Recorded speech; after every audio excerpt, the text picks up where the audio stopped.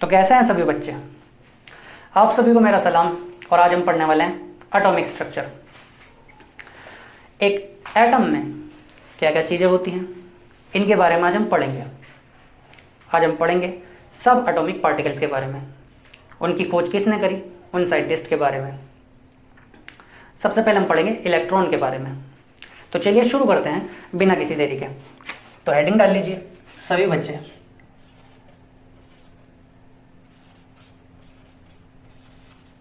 Structure of atom.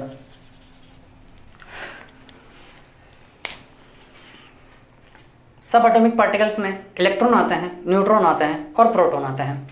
तो discovery of सब atomic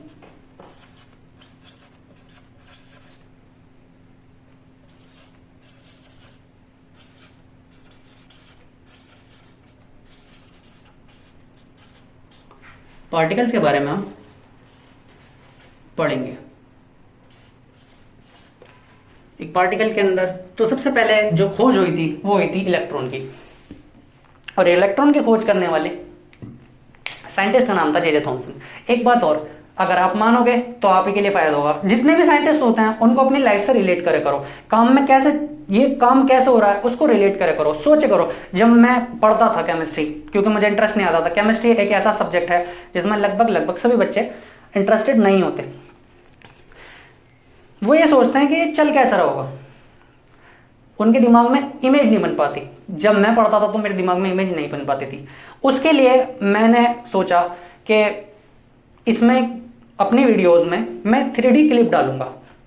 उन 3D क्लिप में मैं बताया भी करूंगा कि किस तरीके से ये चल रहा है, ये प्रोसेस कैसे हो रहा है, इस बारे में भी मैं उस पर बताया करूंगा।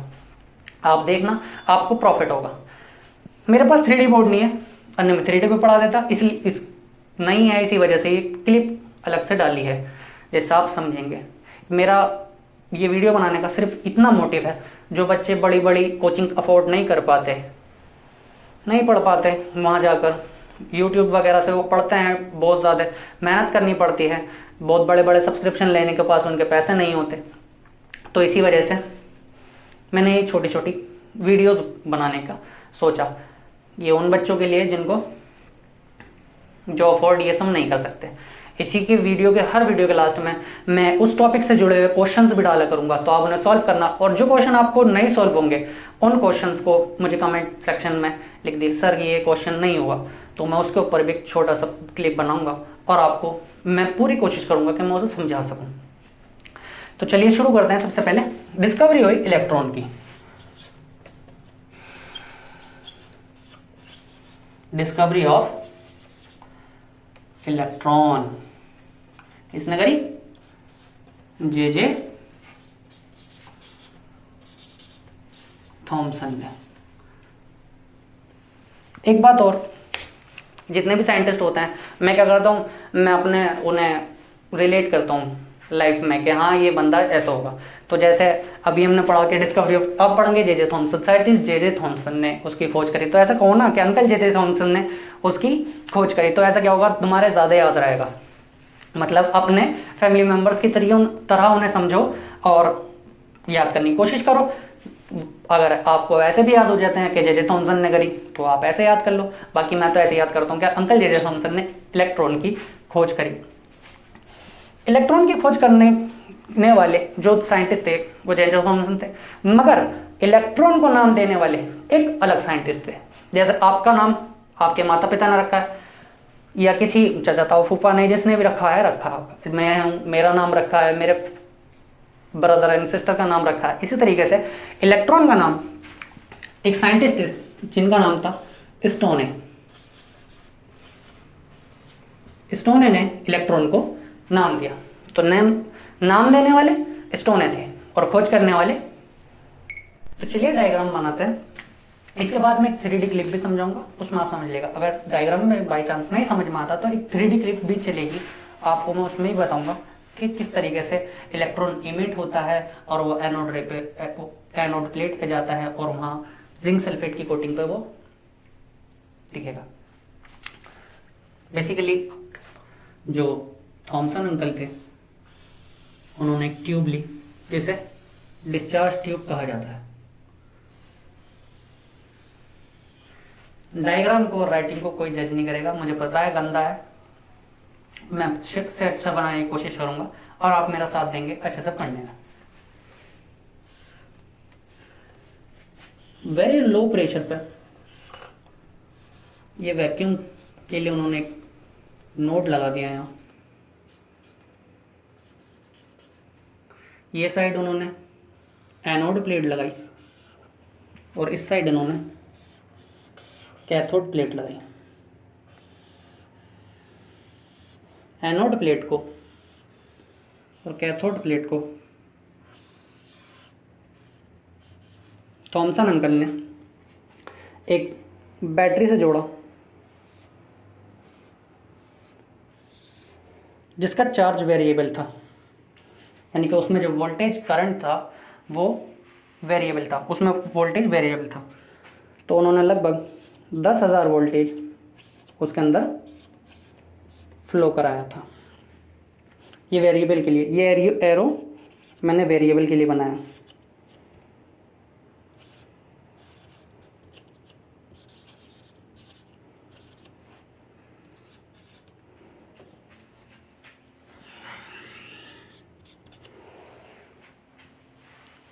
ठीक है, तो उन्होंने एनोड प्लेट में छोटे छोटे होल बना दिए थे और यहाँ पे उन्होंने जिंक सल्फेट की कोटिंग करी थी।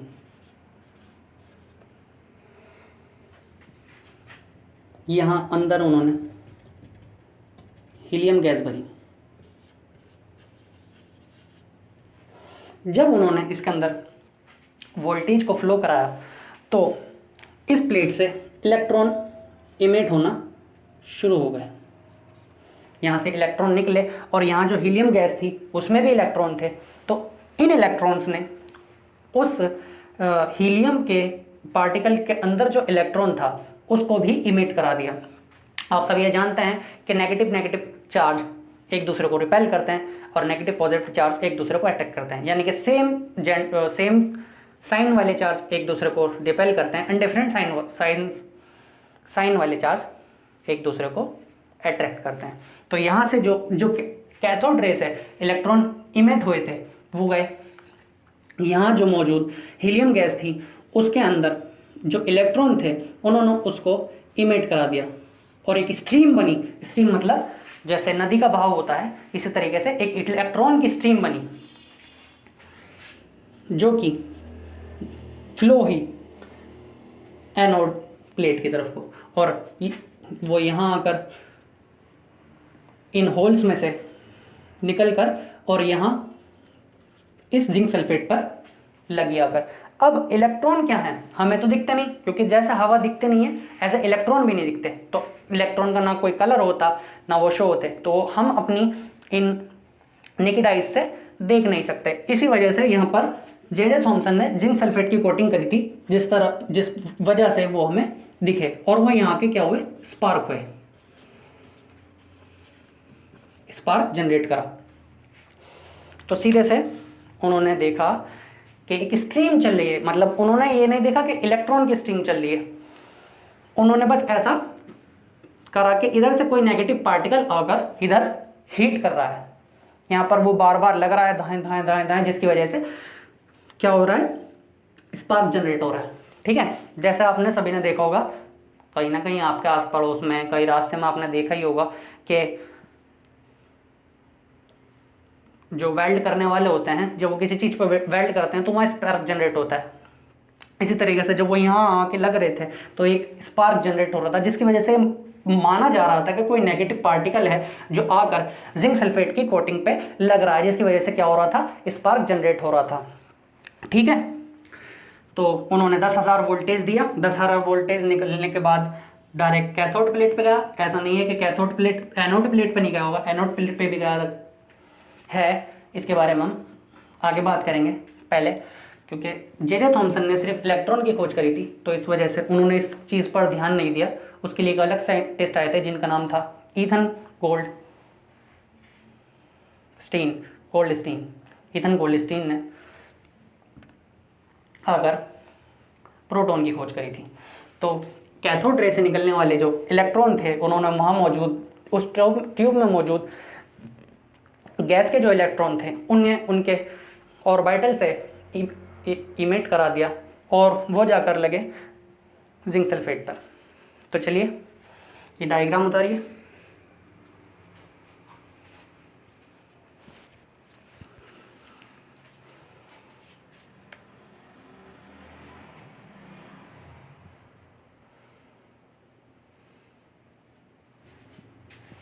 तो बच्चों उतार लिया। चलो इसमें कुछ चीज़ें और ऐड कर लेते हैं, मैं लिखना भूल गया। ये एनोड प्लेट है, ये वैसे भी मैं 3D क्लिप में समझाऊंगा ही। ये कैथोड रे है, कैथोड प्लेट है। ये किस चीज़ की कोटिंग हुई थी? जिंक सल्फेट की। यहाँ स्पार्क जनरेट हुआ, ये वेरिएबल के लिए था, ये एमीटर था।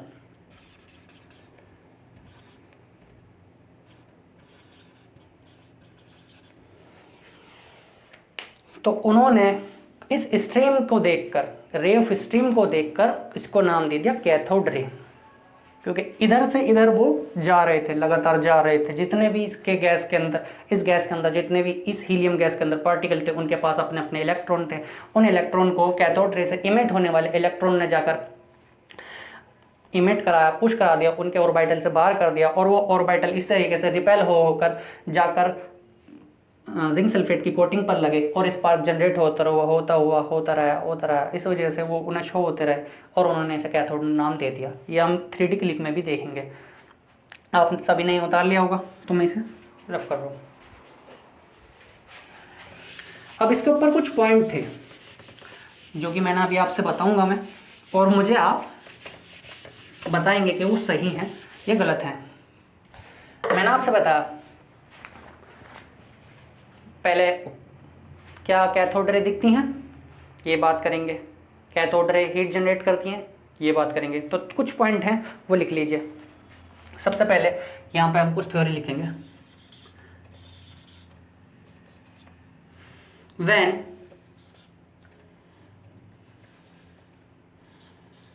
Very high voltage approx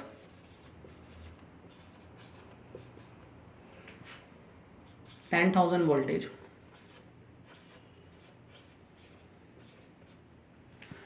applied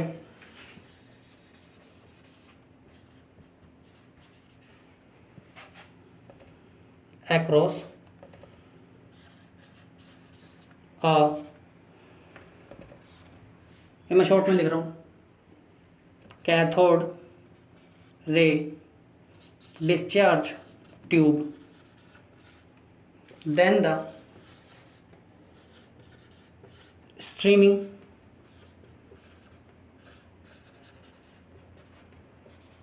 of ray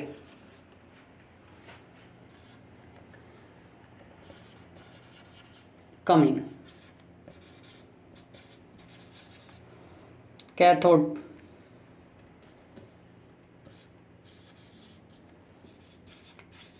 to anode can be examined।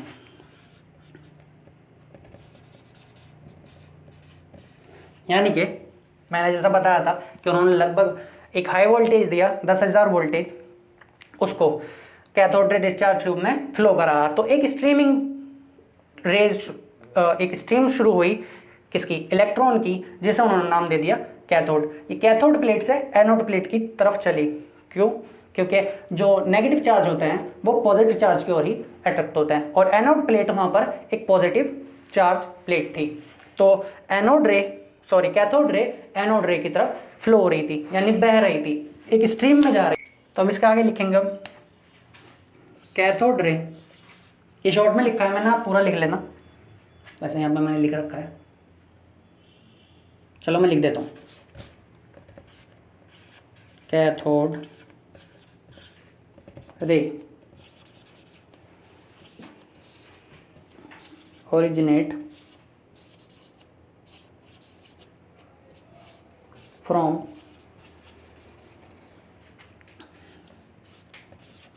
Cathode plate due to gas inside the tube, inside the discharge tube। तो अब तक हमने पढ़ा, हमने चित्र में देखा था, डायग्राम में देखा था कि एक तरफ एनोड प्लेट थी, एक तरफ कैथोड प्लेट थी। एनोड प्लेट में हमने जो जे थॉमसन अंकल थे उन्होंने छोटे छोटे होल्स कर रखे थे, और जब हमने लगभग 10,000 वोल्टेज उस ट्यूब में फ्लो कराया तो जो कैथोड रे पर इलेक्ट्रॉन कैथोड प्लेट थी उसमें किसी मेटल का सरफेस से ही बनी थी, तो उसके अंदर जो इलेक्ट्रॉन थे वो इमिट होना शुरू हो गए थे, और वो इलेक्ट्रॉन जो वहाँ पर गैस मौजूद थी उस गैस में जो इलेक्ट्रॉन थे उनको उसके ऑर्बिटल से बाहर कर दिया, और वो ऑर्बिटल की जो इलेक्ट्रॉन थी वो बाहर आने के बाद एक स्ट्रीम बनाती है जिसको हमने कह दिया स्ट्रीम ऑफ रे। तो यहीं जो जे थॉमसन अंकल थे उन्होंने उन्हें नाम दिया कैथोड रे। कैथोड रे कुछ नहीं है सिवाय इलेक्ट्रॉन के। तो यहाँ पर एक पॉइंट आप ये भी लिख सकते हैं, cathode ray nothing but electron.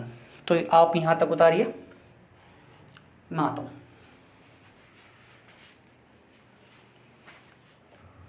तो डाल लिया बच्चों इसमें, अब कर देता हूँ। अब हम बात करेंगे कुछ पॉइंट के बारे में।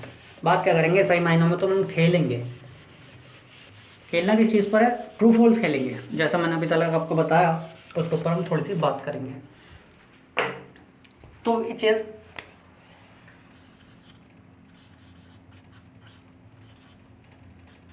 is or are incorrect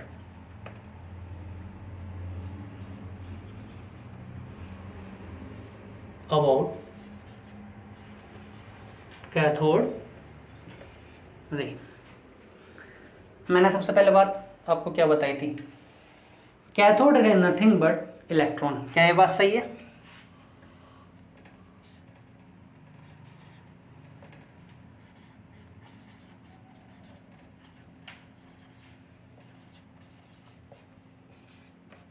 क्या ये बात सही है? ये बात सही है, ट्रू।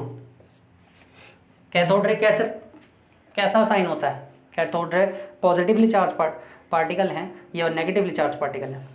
तो कैथोड रे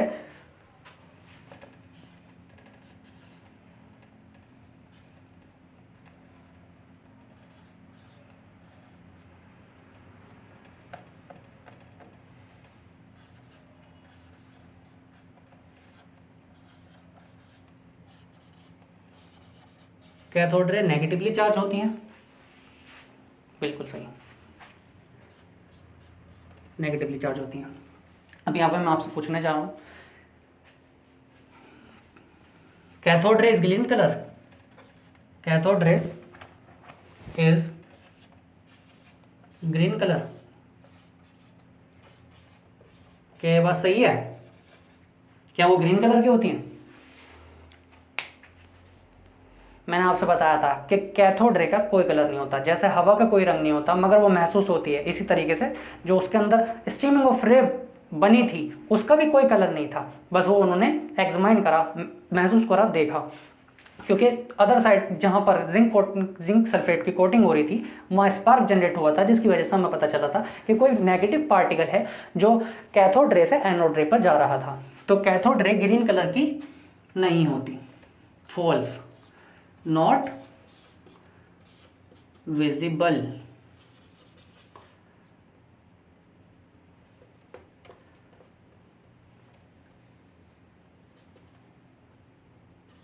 नॉट विजिबल, ठीक है। तो यहाँ पर जो अगला पॉइंट मैं आपको बताने जा रहा हूँ, आप इस पर फॉल्स या ट्रू बताना। When cathode ray passes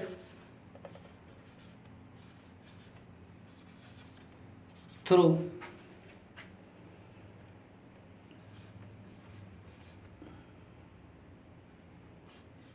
electric field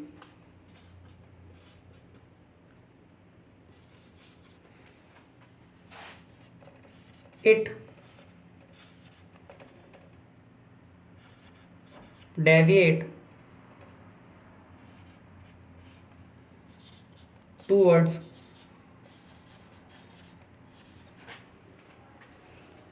negative plate, क्या वो नेगेटिव प्लेट की तरफ मुड़ जाती है? आप बताएं, क्या ये बात सही है?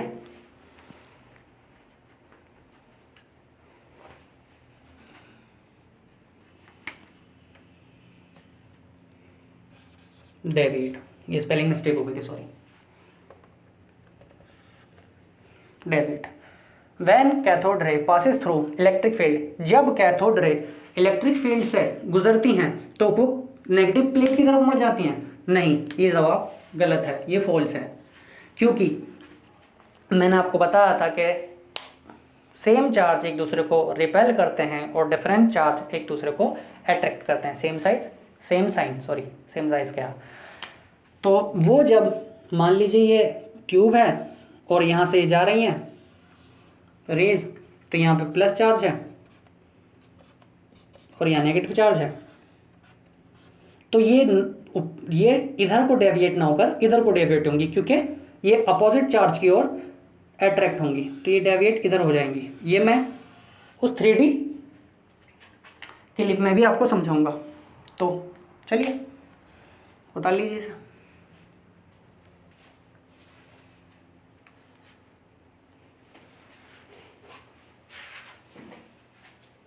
मैं मानता हूं कि आप सभी ने उतार लिया होगा। इसके बाद हम कुछ पॉइंट लिखेंगे कैथोड रे के बारे में।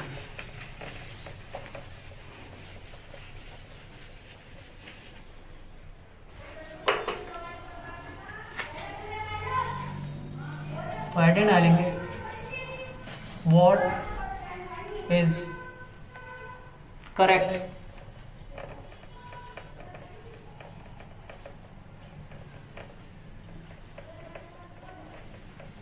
About cathode ray.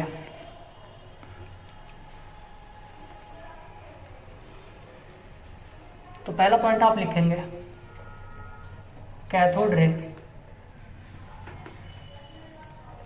causes heating effect. आप मेरे साथ साथ लिखते ही चलिए।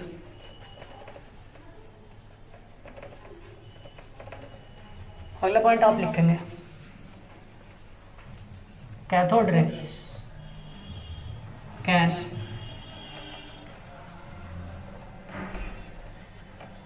Ionise the gases when pass through it या passes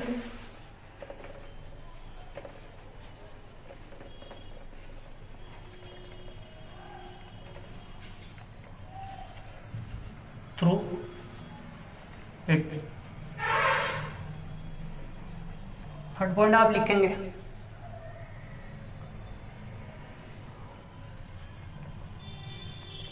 properties of cathode ray is depend on the nature of the gas। अगर मैं आपसे पूछूं क्या जो कैथोड रे की प्रॉपर्टीज होती हैं वो गैस के नेचर पर डिपेंड करती हैं, जो कि मैं ही बता रहा हूं तो आप यकीन कर लोगे, मगर आप खुद से सोचो क्या ये डिपेंड करती हैं। तो मैंने आपको शुरू में ही बता दिया था कि अंदर कौन सी गैस भरी हुई है या कौन सा इलेक्ट्रोड है, यानी इलेक्ट्रोड प्लेट, या वो इलेक्ट्रोड प्लेट किस मेटल की बनी हुई है उस पर डिपेंड नहीं करती।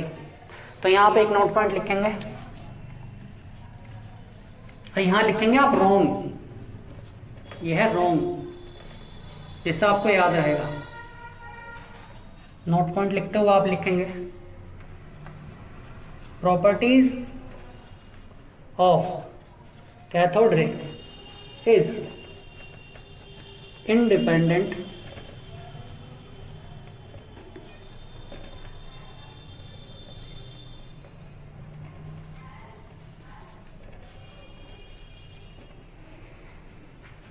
ऑन द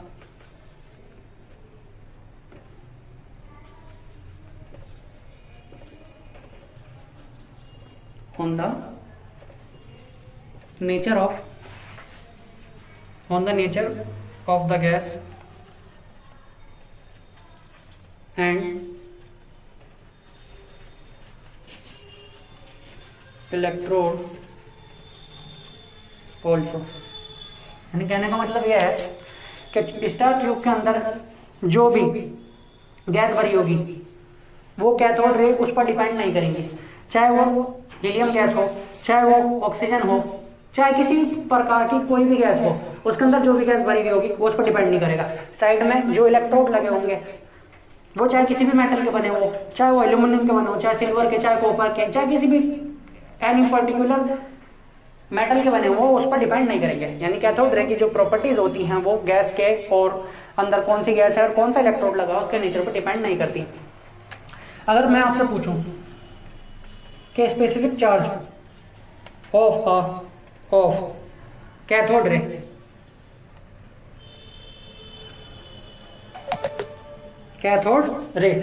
तो ज्यादातर बच्चे जवाब देते हैं 1.6 इंटू 10 टू द पावर -19, जबकि ये गलत है, ये गलत है।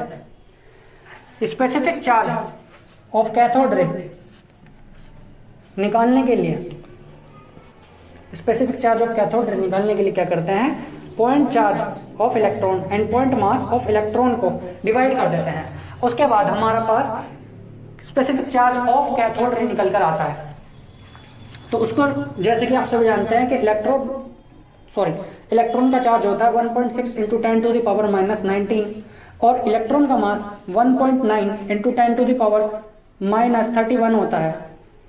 जब आप इसको डिवाइड करेंगे तो 1.7285 इंटू 10 टू द पावर 11 आएगी।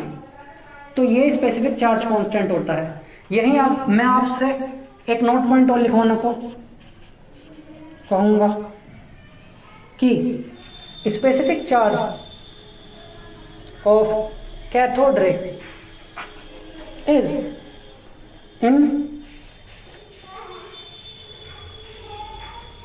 independent of gas and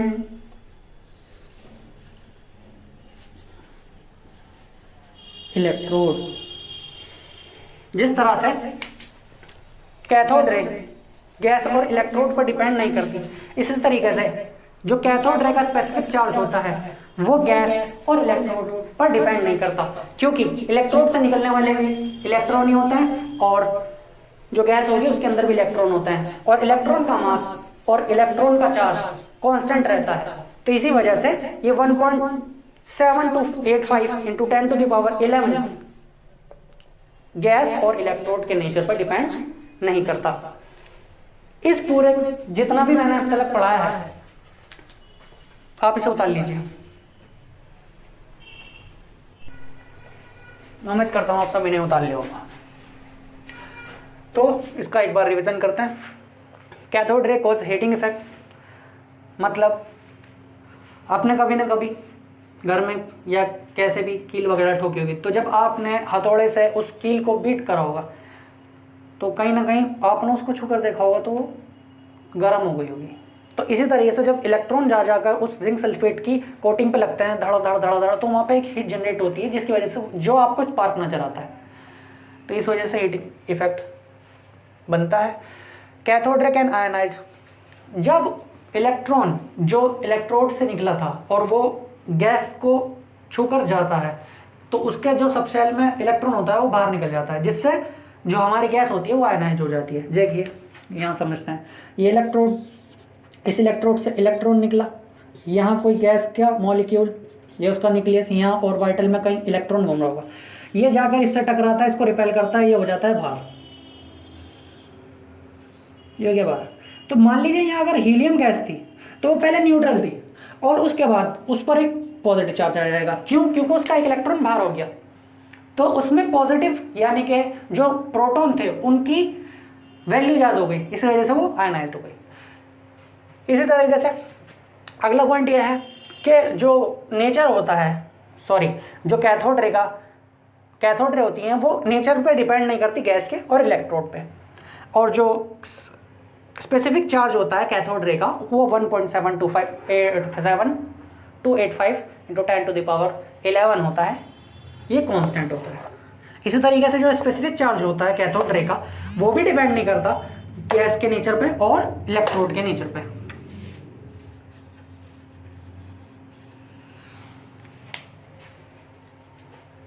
तो इसको एक अच्छे से उतार लेना, अच्छे से याद कर लेना। और इसके बाद मैं एक छोटी सी क्लिप डालूंगा जिसमें मैं 3D एनिमेशन के जरिए आपको समझाऊंगा कि ये काम कैसे हो रहा है। तो अच्छे से याद करना। चलिए मिलते हैं अपने नेक्स्ट वीडियो में, तब तक आप अपना और अपने घर वालों का अच्छे से ध्यान रखें और अच्छे से पढ़ें। All the best.